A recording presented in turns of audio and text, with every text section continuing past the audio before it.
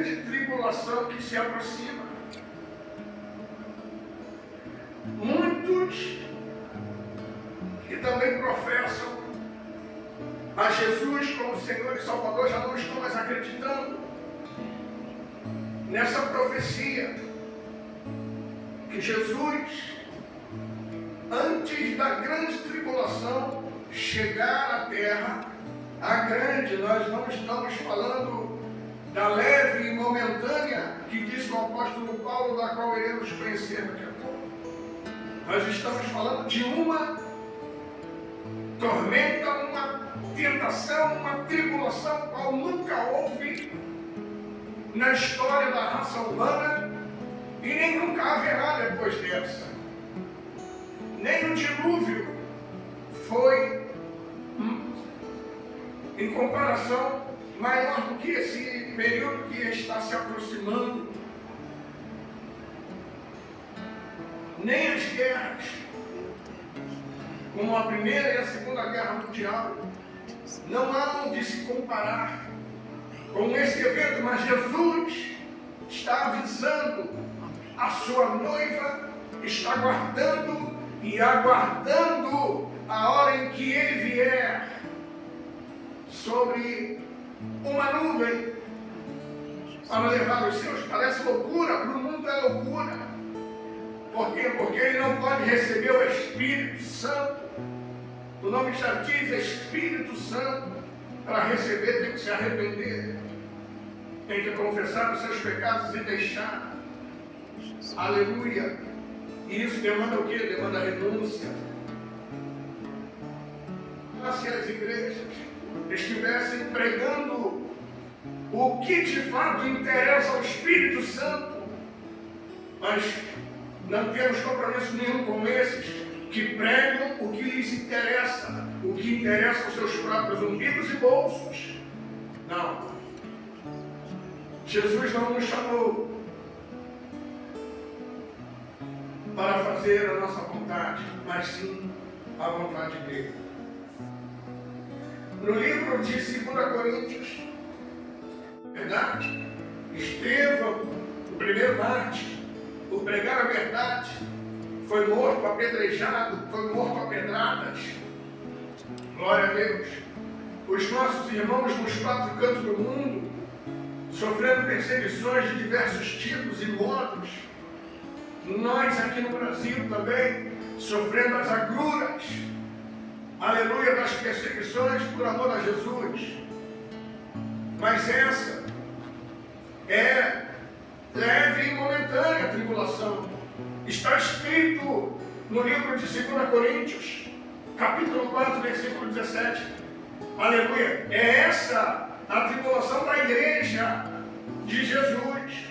Em Apocalipse, capítulo 3, vai falar sobre a grande tribulação que está para vir. Então nós, a igreja do Senhor, sim, seremos arrebatados antes dela, porque nós não temos nada a ver. Nós não estamos pagando para ver.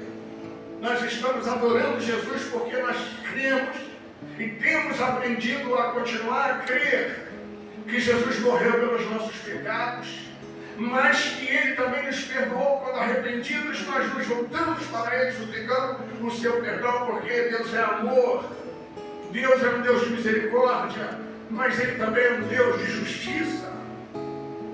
O que acontecia em Sodoma, o que acontecia em Gomorra, continua a acontecer de forma nojenta sobre a face da terra, homem com homem e mulher com mulher. Estão escolhendo a blasfêmia, estão escolhendo a afronta a Deus. Então, a hora em que chegar o período da grande tribulação, todos os que pagaram e pagam para ver, verão o Deus de justiça. Pois esse será o início do dia do Senhor. Porque a nossa leve e momentânea tribulação produz para nós um peso eterno de glória muito excelente. Enquanto Jesus não vem, esse é o período da tribulação do cristão. Ainda que muitas das vezes a alma geme e chora, mas é leve e momentânea, porque Deus dá um refrigério. Como diz o livro de Salmos, capítulo 50, versículo 15, invoca-me no dia da angústia, eu te livrarei e tu me glorificarás. Deus traz o refrigério. Nós dobramos o nosso joelho e falamos com o nosso Pai Celestial. Aleluia. Aleluia, e o Pai Celestial nos ouve e nos responde. Porém, nesse período da grande tribulação de Apocalipse capítulo 3, versículo 10, não tem nada a ver conosco, porque nós não estaremos aqui para conhecer essa terrível realidade. É por isso que a vinda de Cristo é iminente, pode ser até mesmo agora, talvez hoje para mim, para você e para tantos cristãos, irmãos nossos na fé, pode ser o último dia de culto.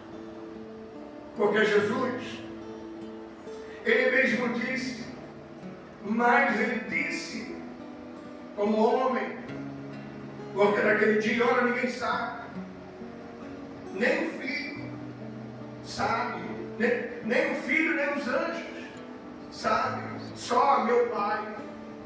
Claro, Jesus humildemente está falando como homem, mas agora Jesus é assunto ao céu. E como disse Moisés para o povo de Israel, Shema Israel, Adonai Elohim é um. Jesus também disse, ouve, ele fazendo menção a essa narrativa de Moisés, porque o Senhor nosso Deus é um. E Jesus disse que Ele e o Pai são um. É claro que Ele sabe. Ele e o Pai são um. São duas pessoas distintas, mas Ele e o Pai são um, são iguais. E Jesus, quando vier, Ele não vai avisar ninguém. Só aqueles que estão esperando é que o verão vir sobre uma nuvem, como também uma nuvem Ele foi ocultado quando foi assunto ao céu. Então, amada igreja do Senhor, essa é a mensagem que tanto machuca o inferno. Essa é a mensagem que os pregadores trazem, que tanto machucam o pecado. Uma mensagem de bênção de Deus para nós. Porque Deus está dizendo, não só para a igreja de Filadélfia, mas para toda a igreja, incluindo nós. Em pleno 2025, essa promessa também é para nós. Como guardaste a palavra na minha paciência, também eu te guardarei da hora da tentação que há de vir sobre todo o mundo, para tentar os que habitam na terra.